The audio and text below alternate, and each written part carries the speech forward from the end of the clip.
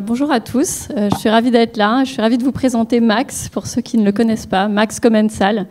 Donc Max et moi, on se connaît depuis quelques mois et on se connaît tout simplement parce que Max utilise PayPal sur son site et Max utilise même la plateforme PayPal pour tous les paiements sur son site, ses paiements wallet et carte, mais on n'est absolument pas là pour parler de ça aujourd'hui. On ne va pas du tout parler de moyens de paiement, je voulais plutôt laisser Max témoigner sur son histoire qui est passionnante, qu'il m'a racontée il y a quelques mois. Et en fait, en discutant avec Marc du thème des enjeux de cette année, j'ai trouvé que ce serait très intéressant pour Max de vous partager son histoire. Max, il a lancé 2 marques dans le vélo. Il a vendu dans le monde physique, il a aussi vendu sur Internet, a tiré pleinement profit du web sur sa 2e expérience. Il reconnaît qu'il est aujourd'hui totalement indépendant des places de marché, des réseaux sociaux.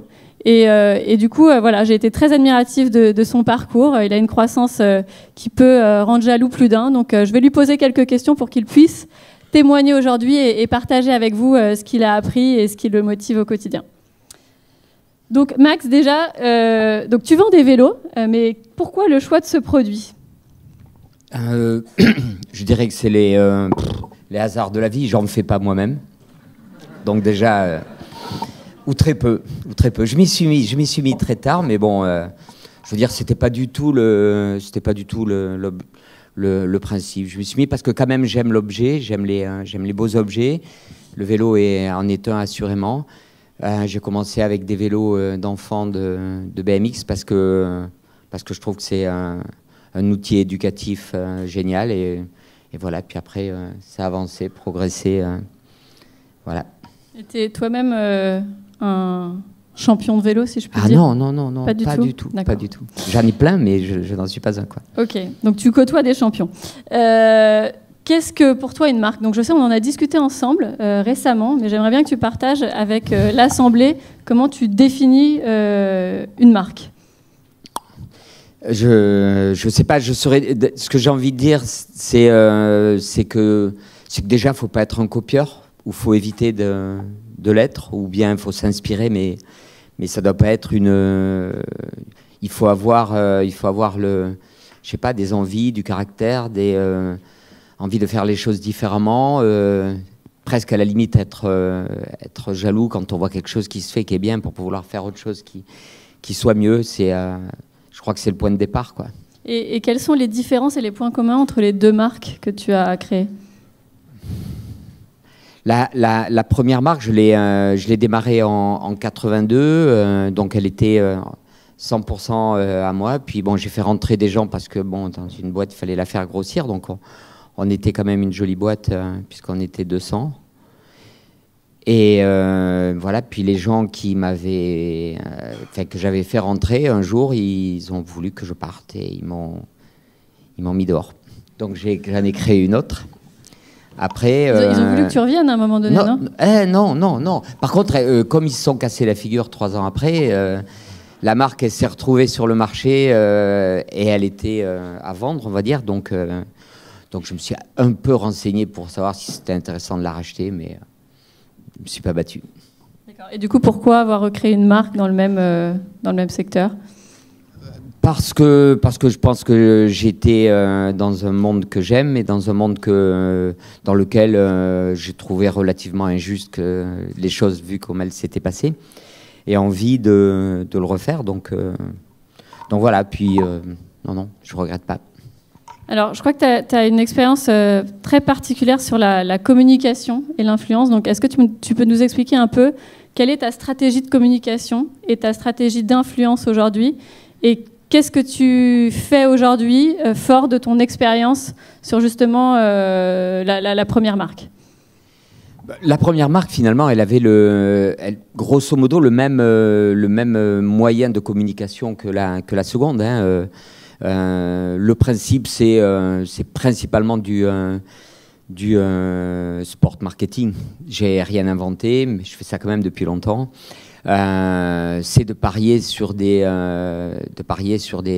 riders, parier sur des personnalités, parier sur des gens qu'on appelle aujourd'hui influenceurs, et puis des gens qui gagnent, quoi. Donc, je crois qu'à ce jour, en titre de champion du monde dans nos catégories, depuis 82, il y en a plus de 100. Donc, ça a permis quand même d'asseoir une notoriété. Puis, c'est presque suffisant, quoi. Et ta deuxième marque, si ça marche. Ta deuxième marque est une marque pure online, si je me souviens bien. Alors que la première était vraiment dépendante des réseaux de distribution. Tu la vendais dans les magasins physiques. Ben même la deuxième, hein, je la vendais en magasin physique jusque donc de 99. On a démarré en 99 et la première gamme est sortie en 2000. Donc de 2000 à 2011-12, on vendait en magasin. Et en 2012, c'est clair que épuisé par les magasins, épuisé par les acheteurs de groupements ou de centrales d'achat qui sont souvent fort incompétents, fort désagréables. Je veux dire, j'ai vraiment eu envie de les envoyer tous balader, de leur dire allez vous faire voir et je vais les vendre moi-même. On aura directement le contact avec les clients nous-mêmes. Et voilà. Et ça s'est bien passé. Donc plus de magasins aujourd'hui? Plus de magasins. Ouais, non. Quand il y en a qui pleurent, hein, je veux dire, on va leur vendre un vélo, mais on leur donne une marge minable et ils le prennent quand même, quoi. Ça c'est le luxe. Ok, donc tu t'as parlé d'humain. D'ailleurs, c'est quelque chose dont tu parles beaucoup. Après, du coup, la vente en boutique, comment tu arrives à garder aujourd'hui le contact humain via ton site internet? Comment tu fais pour rester proche de tes clients et pour que tes équipes restent proches de tes clients? Ben, faut pas croire, hein. Internet, c'est loin d'être un frein. Je dirais au contraire, c'est les magasins, les centrales et tous les intermédiaires qui ne sont rien d'autre que des filtres, quoi. Donc le contact est beaucoup plus proche et beaucoup plus réel et beaucoup plus efficace quand on vend sur Internet que quand on vend à travers des magasins. Celui qui vend en magasin, le contact client final, il l'a pas, quoi. Et comment tu transmets cette passion à tes équipes? Je me rappelle que tu m'avais raconté que tu forçais toutes tes équipes à voyager. Vous avez plusieurs bureaux aujourd'hui. D'ailleurs, je ne sais pas si tu peux partager un peu les chiffres de Commensal, le nombre de vélos que tu vends. On a... il y a plusieurs questions à la fois, là. Voilà. T'en souviens? Donc la première, pour dans l'histoire de voyager, j'oblige pas quand même, j'oblige personne. Mais géographiquement, on s'est rendu compte qu'en vendant sur Internet, on a quand même eu inévitablement un bénéfice-prix, puisque donc en faisant sauter les intermédiaires, on s'est retrouvé à pouvoir pratiquer tout en conservant des marges même bien meilleures, donc à vendre sans magasin. On avait à l'époque quelques distributeurs dans des pays lointains, parce que donc avec des titres de champion du monde, la notoriété elle est vraiment internationale. Donc on s'est rendu compte que les distributeurs râlaient parce qu'ils ne pouvaient pas s'aligner sur les prix que l'on avait en France et en Europe. Du coup, on a créé une filiale. Alors c'est un joli mot, hein, mais enfin une filiale, c'est un bureau avec un petit showroom et un stock. Donc on a créé un aux États-Unis pour commencer. Ça devait être en 2013-14. Puis un au Canada. Puis un au Mexique, parce qu'on avait l'opportunité. Un en Nouvelle-Zélande, en Australie et au Chili. Donc c'est vrai que les équipes, moi, je veux qu'ils bougent, je veux qu'ils voyagent, je veux qu'ils aillent rencontrer les gens, je veux qu'ils aillent sur les compétitions. C'est open bar pour tous ceux qui veulent voyager. Et je considère même que quand ils veulent plus voyager, parce que ils sont mariés ou je sais pas quoi, ils sont presque, objectivement, ils vont prendre du retard, ils sont presque trop vieux. Quoi. Trop vieux. Ok, et du coup sur les chiffres? Sur les chiffres, donc on a trois créneaux qu'on considère importants. Le premier, c'est le VTT engagé, VTT de montagne, VTT de station de ski, VTT d'enduro. Donc ça, c'est quand même notre gros marché aujourd'hui. Après, on a le VTT enfant haut de gamme. Ça, pareil, je veux dire, les gens s'étaient dit que il fallait pas faire des vélos haut de gamme ou chers pour les enfants parce que les parents, ils voulaient pas mettre les sous pour les enfants. Donc ça, c'est pas vrai. Il y a quand même des parents qui aiment leurs gosses et qui et qui achètent de beaux vélos pour leurs enfants. Donc au niveau d'un marché mondial, je peux vous dire que ça pèse. Donc voilà, globalement. Et puis après, il y a le marché du vélo électrique que l'on travaille fort en ce moment. Mais pas le vélo électrique pour aller au bureau ou pour aller chercher le pain. On est dans des vélos électriques qui sont plus du style ça aide à monter pour aller mieux s'amuser quand on descend. Voilà.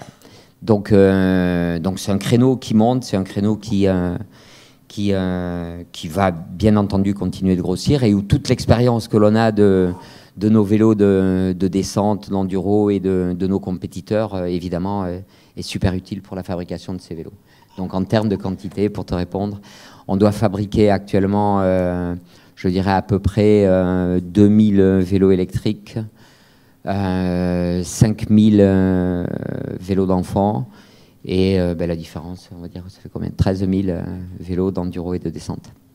Et je crois me souvenir que tu as eu une belle success story aux États-Unis où justement ta stratégie d'influence à long terme, puisque tu mises sur des jeunes sportifs dans l'espoir qu'ils obtiennent des titres de champions dans leur pays ou champions du monde, a été a extrêmement bien marché aux États-Unis. Est-ce que tu peux nous en parler un peu plus? Les États-Unis, c'était un marché où on savait qu'on était connu et où c'était mission impossible que d'y réussir. Parce qu'il y en a plein qui se sont cassés la figure. Hein. Vous pouvez faire le tour des États-Unis de long en large, vous n'allez pas voir une Citroën, une Peugeot ou une Renault. Et voilà, donc on est parti en ligne, on est parti avec un discours d'emblée un peu franc et provocateur envers justement les magasins, leur lourdeur, leur incompétence souvent, qui a fait le buzz et qui dans les magazines online de l'époque a fait qu'on a parlé de nous.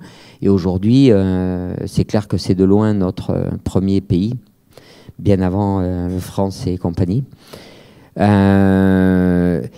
à la stratégie sportive, je dirais, c'est un peu comme toutes les équipes, je dirais, en compétition. Hein, quand on joue dans une cour pour des titres mondiaux, on a également donc une école, ce qu'on pourrait appeler dans d'autres sports école de formation. Donc on essaie de dénicher des jeunes très jeunes, enfin des jeunes très jeunes, ouais, pour essayer ensuite de les garder, de les pérenniser pour devenir les bons de demain. Et les nouveaux influenceurs. Et nouveaux influenceurs, au même titre que beaucoup de sportifs sont des influenceurs. Ok. Alors moi, quelque chose qui m'avait particulièrement marqué dans ton histoire, c'est ton indépendance aux distributeurs, places de marché, réseaux sociaux. Donc Marc m'avait un peu mis en garde parce qu'en me disant attention, il y aura Google, il y aura Facebook, il y aura Amazon, il y aura Cdiscount, donc faites attention à ce que vous dites. Mais comment aujourd'hui tu restes indépendant de ces plateformes incontournables pour les marques qui vendent sur Internet? Non, nous on est, je pense qu'on est un grain de sable dans l'océan de ce qui se vend sur Internet. Après il y en aura peut-être d'autres, mais bon, ces gens-là ont assurément leur place, leur métier, leur savoir-faire. Moi, après, je veux dire, c'est un choix de com et de placement d'argent. J'ai pas envie d'aller mettre de l'argent ailleurs que dans la marque, toute seule. C'est-à-dire que j'ai pas envie que les gens ils viennent nous voir parce qu'ils auront tapé mountain bike électrique. J'ai envie que les gens ils viennent sur commensal.com parce que c'est commensal.com et que on aura mis notre argent pour que ce soit l'endroit sur lequel on les fait venir. Après, réseaux sociaux, on y est. Mais bon, on y est de façon naturelle avec de l'information qu'on diffuse quasiment tous les jours. Sur Instagram, je crois qu'on est on est à 270 ou 280 000 personnes qui nous suivent, donc c'est assez correct. Mais bon, on ne va pas chercher de façon artificielle des gens autrement que parce qu'ils nous auront connus par les actions de communication directe sur la marque. Ok. Y a une autre grosse tendance dont on a parlé pas mal cet après-midi qui est le mobile. Qu'est-ce que ça représente le mobile dans ton activité et qu'est-ce que ça change dans ta relation avec tes consommateurs? C'est une bonne question dans la mesure où j'en sais rien. J'en sais rien. Je me dis que le mobile, évidemment, il aura de plus en plus d'importance. Je suis incapable de donner les chiffres qu'on a aujourd'hui, mobile et ordi, parce que, je sais pas, on galère pour les avoir. Et je vais vous dire, alors, dites-moi, et puis, ils n'y arrivent pas, quoi. Donc, par contre, ce qui est sûr, c'est que si vous allez sur commensal.com aujourd'hui, vous allez voir sur la version mobile, on a à la fois une partie store, parce que store, bien évidemment, il le faut, puisque c'est à partir de là que les gens achètent. Il y a ensuite une partie beaucoup plus média. Parce qu'au même titre qu'on peut se passer à un moment de revendeur, d'intermédiaire, à un moment, il faut imaginer que l'on va pouvoir se passer un jour de la presse. Parce que la presse, on ne va pas forcément se mettre à genoux devant pour leur dire « passez-moi ci, passez-moi ça ». Ok. S'ils le passent, tant mieux, c'est bien, c'est qu'ils y trouvent un intérêt, mais nous, on a quand même de l'information à diffuser.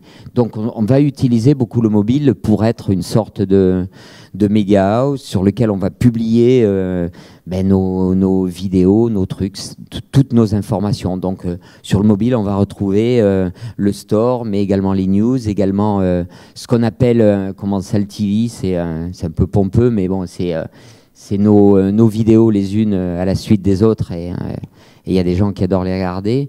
C'est Commensal Radio, pompeux aussi, mais c'est des playlists que l'on passe dans notre bar-resto, parce qu'on a aussi un bar-resto. Et voilà. Donc tu connais pas les chiffres du mobile. Sur l'international, la part entre ce qui est vendu en France ou en Europe par rapport au reste du monde. Donc la France, aujourd'hui, c'est un peu moins de 20%. Et les filiales, je veux dire, ont donné un méga coup de boost aux ventes. Ce qu'il faut dire d'un point de vue plus business, plus mathématique, je dirais, le jour où on est passé en ligne, on a arrêté d'avoir des problèmes d'argent. C'est-à-dire qu'on avait directement les sous sur le compte. Quand, avec les revendeurs... C'est grâce à PayPal, non? Ah ben ouais. Donc, non, sérieux, on avait directement les sous sur le compte au lieu que les intermédiaires mettent 60 jours quand ils étaient en forme à nous payer, quoi. Donc à partir de là, c'est ce qui nous a permis, parce que quand même, après on est seul à distribuer la marque, on se bat avec personne. On fait les marges que l'on veut, on joue comme on veut avec les marges, donc on arrive à sortir des marges qui sont bonnes, on arrive à avoir du cash, et on a pu ouvrir les filiales. Et les filiales, ça nous a permis de réellement grossir. Merci. Du coup, une peut-être avant-dernière question. Quel serait le conseil que tu donnerais à un jeune qui souhaite aujourd'hui lancer sa marque sur Internet? Est-ce que tu as un ou deux conseils importants? Je pense que lancer une marque, après moi je connais pas trop les autres domaines, je connais même pas du tout. Je pense qu'il faut pas avoir peur d'avoir du courage, d'avoir des opinions, d'être différent des gens,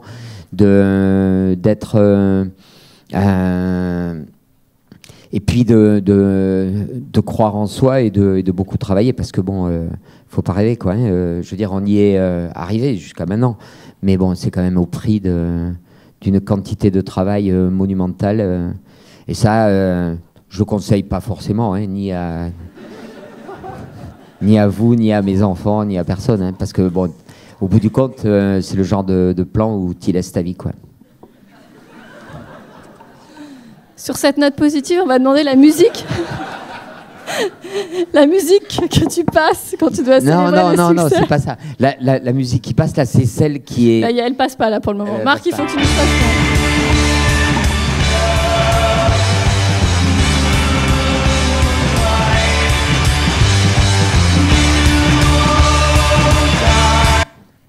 Ouais, c'est la musique qui accompagnait la vidéo que je pense que vous avez dû voir tourner, mais bon, que je vous recommande à tous d'aller sur notre site pour aller le regarder. Merci Max.